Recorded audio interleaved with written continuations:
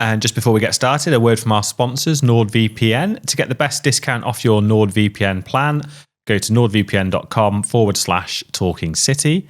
Our link will also give you 4 extra months on the 2-year plan. There's no risk with Nord's 30-day money-back guarantee, and the link is in the podcast episode description box.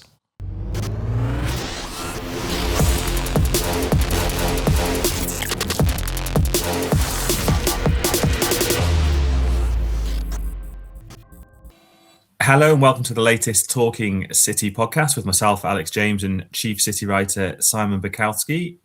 The eagle-eyed amongst you will know that we are, or will see that we're not in the studio, and that is because I'm in my spare room. And Simon, you are in Bodø, and is that the official pronunciation? I think that is. Yeah. Apologies to anyone from Norway or who cares about languages. That I've been butchering it for years.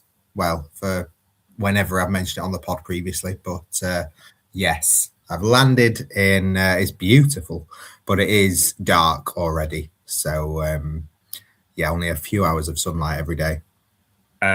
Cold, or not too bad? Pretty cold. A lot of snow, all kind of piled up in places where you won't necessarily go. A fair bit of ice. I'm glad I dug out my hiking boots. I've seen there's a sauna that is floating on the sea. So you can go in the sauna and then go and swim in, the Arctic waters, which sounds pretty wild. That seems like a recovery session. Amazing. Yes. To see. That'll be Haaland at 3 a.m. after the game. Frozen temperatures there. And in my segue that I've pre-written, speaking of freezing, City did just that on Saturday in the derby. I have to say, I thought it was. I don't know about you. I thought it was probably the worst performance of the season. Certainly one of. Yeah, and I think freezing is the right word. I was speaking to a fan coming out talking about why Nico O'Reilly didn't start, and it felt like it was a game that needed his energy and kind of I'm going to smash into anyone and not care about anything, which they had for Newcastle in the week. Yeah. But was kind of a bit missing. The first 5 minutes of the game was basically Max Alleyne trying to pass very quickly to Nathan Ake, but only managing to put it out of play and sort of encouraging United. And City just never got going. It was really, really poor. And the question is kind of like, can you excuse that as a really bad day at the office and forget about it and it'll never happen again? Or is it a bit indicative of problems that City haven't solved? Yeah, I'm with you. The first 10, 15 minutes, they had no energy, even with the mitigation of like that rookie back four never played together. I realised they train, but I thought it was just abject. Like you say, Elaine just looked a bit nervous, understandably so. Huge occasion for him, but he'd done so well as well in his previous 2 games. Kusanov, I thought, was very ponderous in the first 10, 15 minutes, miscontrolled it a couple of times and just looked a bit short. Ake looked off it as well in the opening stages, and like I say, it just invited encouragement from United. I've sat here plenty this season and said City can still win this title. Like, don't count City out. Try to be a bit positive at times, maybe overly positive, but they've pretty much got to be perfect from now until the end of the season, really, if they're going to turn around a 7-point gap, I think. I don't think they do. I don't think they have to be perfect. I still think they can win it because Arsenal really pulling away. I thought Kusanov was pretty good over the 90, and I thought he kind of showed the decisiveness and the kind of aggression really that City needed all over the pitch and didn't really have. But like when you've lost 2-0, could easily have been 3 with that very fine disallowed goal, and like United hit the bar in the second minute, and then the only players to emerge with any credit are your goalkeeper and one of your centre backs. It feels like a battering And yeah, City have got to pick themselves up quickly and get back to that side who did look like chasing Arsenal. Yeah, you're right. Kusanov did, perhaps I'm a bit overly critical of it, but he definitely did grow into the game. I do love watching him play because he just loves a slide tackle, doesn't he? You can see him coming from 30 seconds out. And Donnarumma was brilliant. Arguably Donnarumma's best game in a City shirt. But yeah, I had a quick look at the fixtures before, and it's 7 points. And I suppose if City beat Arsenal, obviously it's then 4 points. And I think there's still 16 games to go. 4 points from 15 or 7 points from 16, but with a win over Arsenal, that's far from insurmountable. But I think City have still got to go to Liverpool and Chelsea. They've got to go to Spurs, which has never been an easy place for City to go. I think they've got a couple of other trickier ways, Leeds and Everton maybe. Yeah, well, that's it. I mean, like, we're sort of at the point where they'd done all right in, well, September, October, November, but they'd lost at Villa, they lost at Newcastle, and the question was, right, you've got a couple of trickier ways. Can you prove yourself? Yeah. And now they've got to go to Tottenham and Liverpool on I think it's the first two Sundays in February. Yeah. And they've got to win. Well, as it stands, they've got to take 6 points because they've got to start carving this gap down. I think they just need to get it under 6 points, really. But you sort of wonder how many wobbles Arsenal will have before they stick it back up again. So, you know, they're at that point now where they don't have that margin and they have to really go for games. And I'm not sure they've got the squad to do it, but Semenyo helps, Marc Guéhi will help, and you know, it feels a bit bad. It's always like a bit like after a funeral after a derby loss, but like they are still in a very good position, and if they win here tomorrow in Norway, then like they move closer to like a top 4 finish in the Champions League, never mind a top 8. So it felt a bit doom and gloom on Saturday. The list of players out is a bit scary, but you know, they've got this and they've got Wolves at home, and it should, you know, be that there's still a lot of reason to be optimistic about the whole season. We've flipped here. It's not usually you providing the optimism. I think that's what makes it more galling as well, though, is that it was a derby and City have not turned up. And I think you said the other week it had that feel of whatever United did as soon as they sacked Amorim. But if you and I can see that it's going to have that feel, then that makes that first sort of 15, 20 minutes all the more important to try and limit any encouragement that United might get, because this isn't it's not a vintage United. It's not a confident United either. And then you see Arsenal drop points at Forest. Obviously, City have drawn 3 before the derby defeat. I think that's what makes it harder to swallow, really, is that it is, for as good as Arsenal have been, then that gap could be much, much smaller. Yeah, I think I saw something like the top 6 have won 5 of the last 4 games between them. 5? Oh, right, I see, yeah. So the top 6 teams only have 5 wins between them for the last 4. So, like, it's not quite 20 matches because some people played each other like United and City, but, like, that is not... So no one's in form, basically. No, well, I think, yeah, because none of the Arsenal, City, Villa and Liverpool, none of them won last time out, and none of them won the time before that either. So yeah, it doesn't feel like City are clicking properly. But again, we feel a long way from like the Arsenal team that dismantled Aston Villa, which was probably only like 3 weeks ago. And Wolves up next, who have been much improved under Rob Edwards and are starting to pick up points. But it is Wolves at home. Like, you have to win that game if you want to win the league. Yeah. And then, Tottenham away with whoever is in charge by then. You're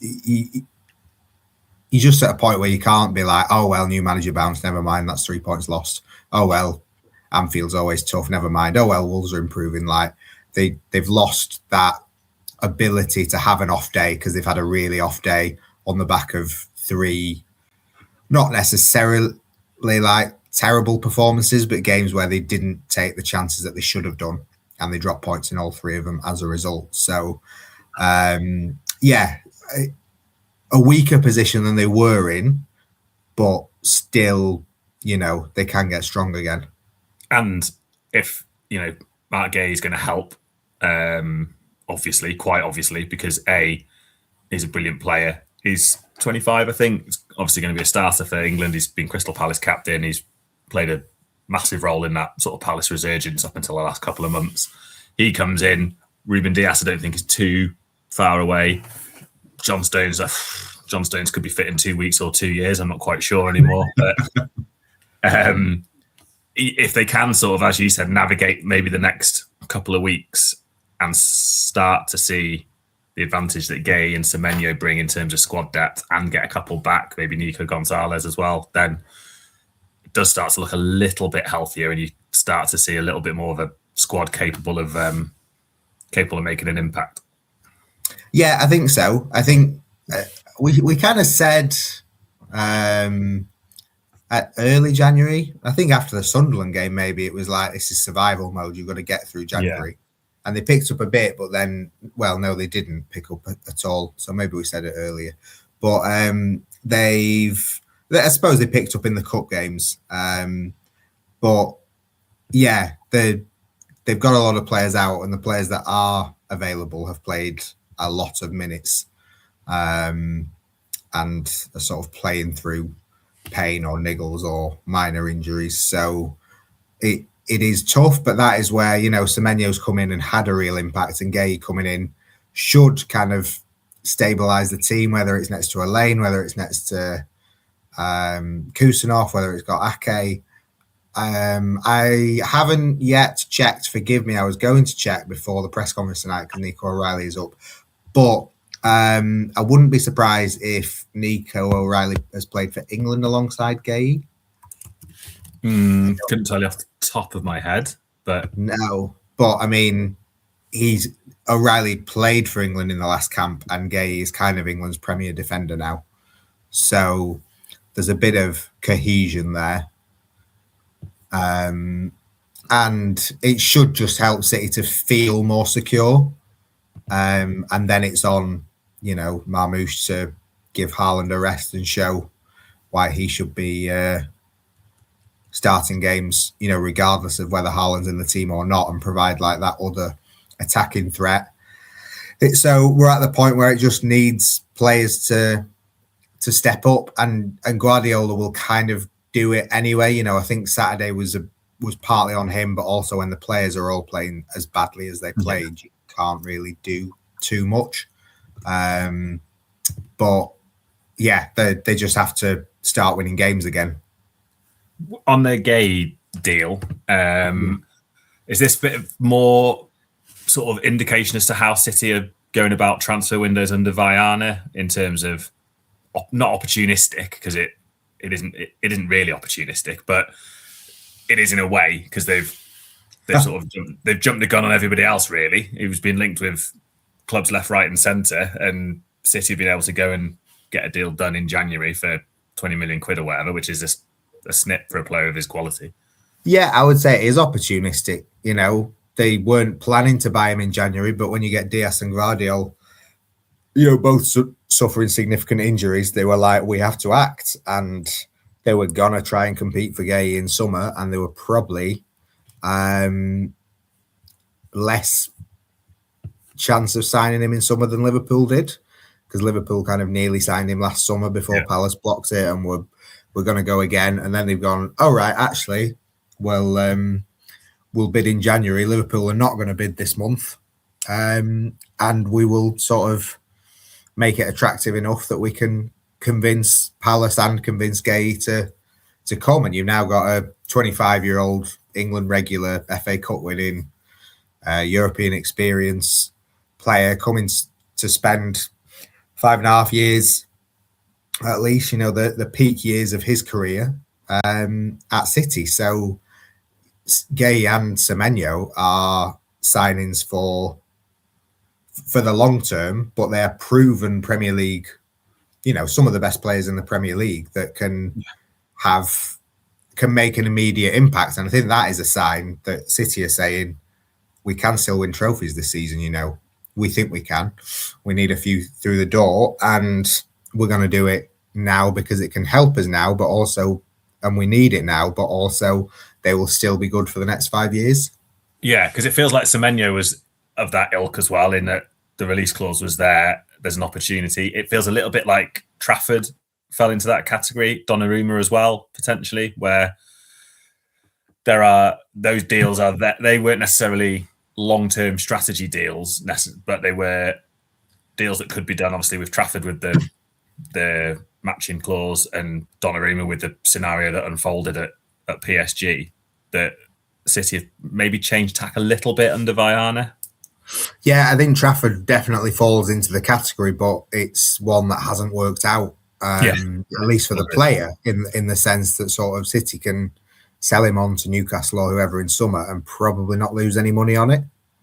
And so that, I don't know whether they might see that as absolutely fine. I, do feel sorry for Trafford, but he made his choice, and they went and signed Donnarumma because, like you say, that it was there and they wanted him. But yeah, I think it is, and also I don't know. It's always been the City way that they don't act in January because we do our thing for the season, and then that is it, and that is all we need, and then we sort of live or die by the summer decisions because there's almost been this sense from the chairman that like the only clubs who act in January are panic buying, and you do get charged extra if you buy in January because it's seen as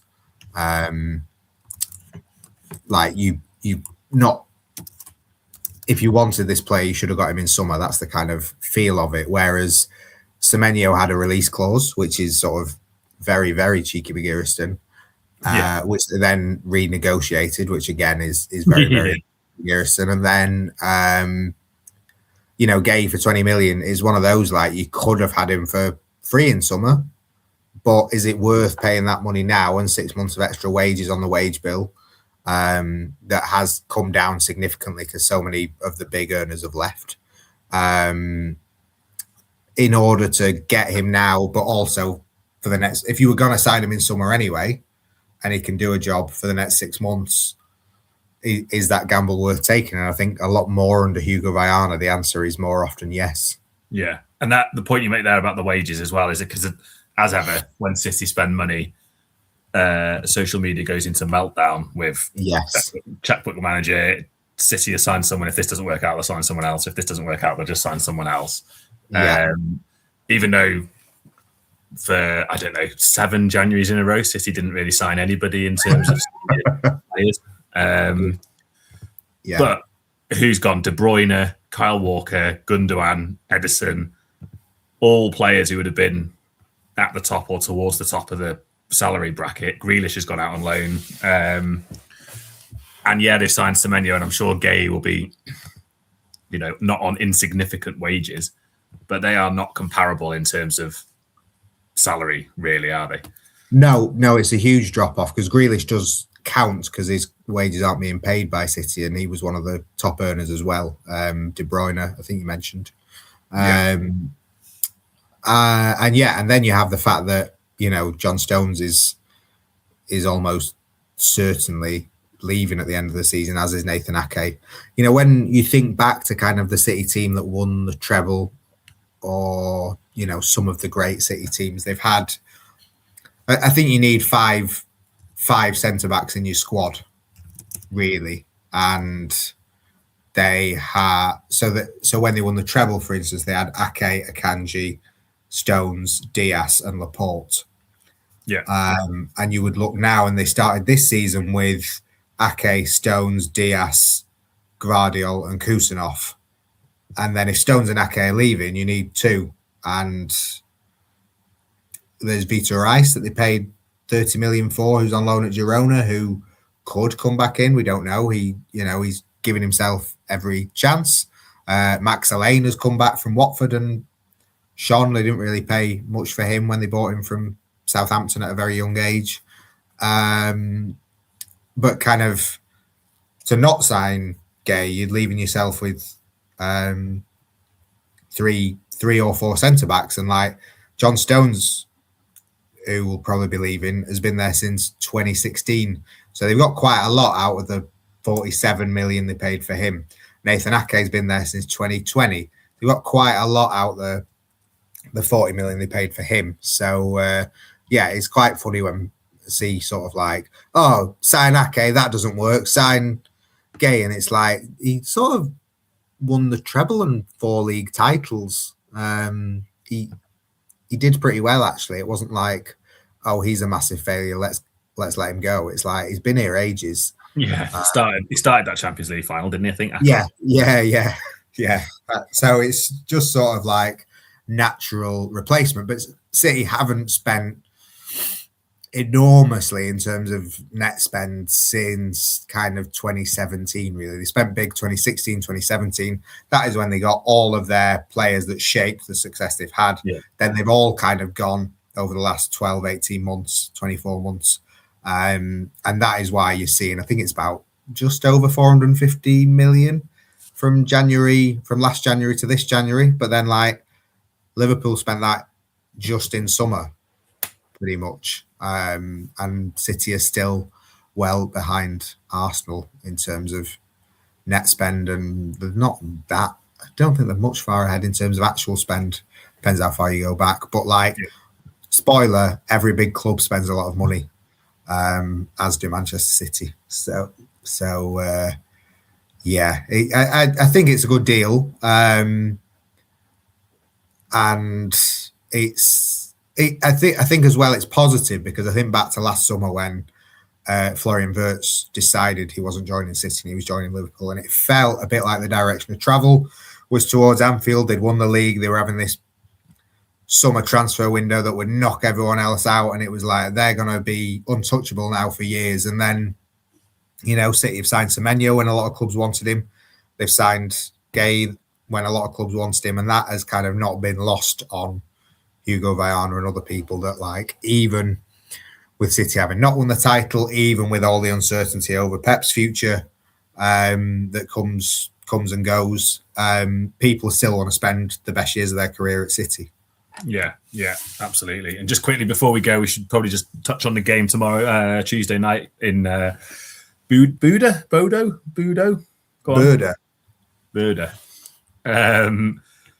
Looking forward to my videos already, aren't you? Well, I'd rather you than me is all I'll say.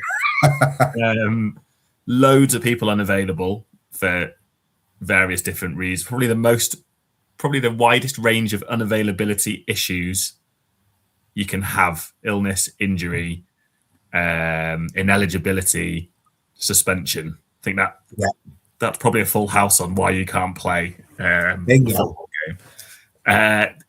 Therefore, limited options in what you can do with the team. But is it a game where you can rest, or can you rest Haaland and Rodri, Ake maybe, given they're in a strong enough position in the Champions League? It's a team they should beat. I realise the conditions are going to be what have you, but it's a plastic pitch or an artificial pitch. It's going to be freezing cold. They've still got Galatasaray if they need to get 3 points later in the month. Can you take a bit of a gamble and leave players of that ilk out, do you think? I think so. You sort of coming up against a team that are 33rd out of the 36 team table. They've not played a competitive game since the last Champions League round that was sort of middle of December, because they have a domestic break. So they're not really, well, they're not going to have that match sharpness. They played a few friendlies and they would like to think that they'll be as ready as they can, but City are kind of more in rhythm and have a bigger and better squad because they can afford to spend what they spend. So I think it has been looked at as a game where Pep can rest a few players. And the truth is really that getting 3 points at Wolves is far more important now than getting 3 points here. They would like to do both, and I think they can do both. But if you're going to save your strongest team for one game this week, it simply has to be Wolves. Yeah. And can you walk to the ground from your hotel and the airport and just about anything else you might want to do in Bodø? You can. It's very icy underfoot, so it might take a bit longer than it normally would. But the bus, I got the bus from the airport, and the stadium is a minute on the bus from the airport. So I saw it as I went past into the town centre, city centre. And I saw the cathedral, so maybe that makes it a city. I don't know. I don't know if it has the same rules. But yeah, it looks an interesting stadium. Lots of snow shoveled up in the corners again, as they kind of look to make the pitch as good as possible. And City will train there on Monday night to sort of get a feel for the plastic pitch, because I don't think they really enjoy it or enjoy the unpredictability of it. Yeah, I think it is a town. I think it is a town. I think I read that somewhere. So that cathedral thing. Although I might be wrong. My knowledge of I read it was a town, but then I spoke to someone from here, and they kept saying city. Well, they will know. I would take their word over mine. Yeah. Good and stuff. Mine. Wrap up for the game, and as ever, we will have everything covered from press conference and training on open training on Monday to the game, obviously on Tuesday. Early kickoff, important to remember that.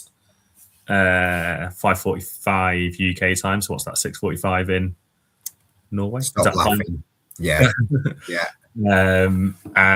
So yeah, you won't miss anything as usual with the MEN. And while it's a privilege for Si to be there, do think of him with his 4 pairs of socks on and his 3 jumpers and 2 big coats and crampons. In the sea. Yeah, in the sauna and then the sea at 3 a.m. Yeah. What better way to finish a podcast than that? Thanks as ever for watching. Thanks for listening, and we'll speak to you all soon.